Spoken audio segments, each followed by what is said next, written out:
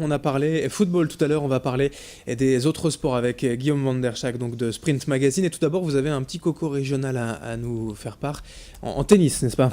Petit cocorico, absolument, puisque Kristina Mladenovic, la nordiste, a apporté un point précieux en équipe de France de Fed Cup. Résultat, la France qui était menée 2-0 face à l'Italie s'est ainsi qualifiée pour les demi-finales de Fed Cup où elle affrontera la République tchèque. La nordiste Kristina Mladenovic qui est née à Saint-Paul-sur-Mer, 74e joueuse mondiale aujourd'hui, a notamment battu Sarah Errani 6-4, 6-3, donc un grand coup de chapeau à elle. Oui, elle a largement contribué à cette belle victoire de l'équipe de France qui n'était pas gagnée. C'était quand même assez mal engagé. Une réaction du BCM enfin, et c'est du basket. Ouais, on l'attendait depuis pas mal de temps. Victoire de Gravelines face au Mans 69-63 lors de ce fameux match carnaval où une grosse partie du public est déguisée, où il y a de l'ambiance les joueurs n'ont pas un maillot habituel mais le maillot carnavalesque avec leur surnom dans le dos. Donc c'est pas un grand match, c'est pas une grande victoire, mais c'est un grand ouf de soulagement pour le BCM qui était en pleine crise de confiance depuis près de 2 mois et demi. Dans l'autre match de Pro A, Boulogne s'est incliné face à Bourg-en-Bresse, concurrent direct, et du coup pour Boulogne le maintien s'éloigne sérieusement.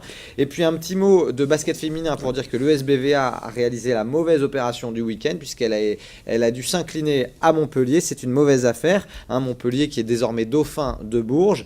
De son côté, Arras s'est un petit peu refait la cerise, si vous me permettez l'expression, en battant Tarbes qui était 6e de Ligue féminine. Une victoire qui était attendue, mais une belle victoire large quand même pour le LMR en rugby. Absolument, le LMR qui s'impose face à Lormont au Stadium Lille Métropole 49-10.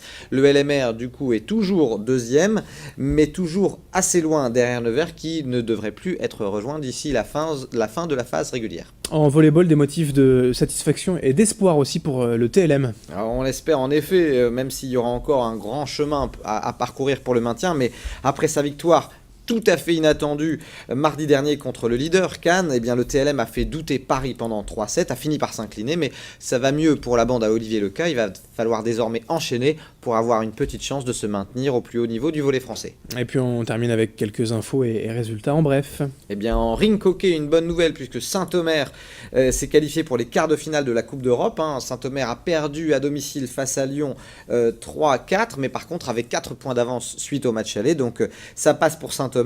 En Coupe de France de handball, ça passe également pour l'USDK qui jouait à Chartres. C'est l'équipe qui est leader en deuxième division du handball français. Ça passe donc pour l'USDK qui l'emporte 28-24. Et enfin, une dernière petite info pour parler de natation et du meeting Lille Métropole. Il y avait du beau monde et notamment quelques records avec un contingent de nageurs italiens assez important. C'était une belle édition pour ce meeting cher aux yeux de Chloé Todoskov, la présidente du LUC Natation.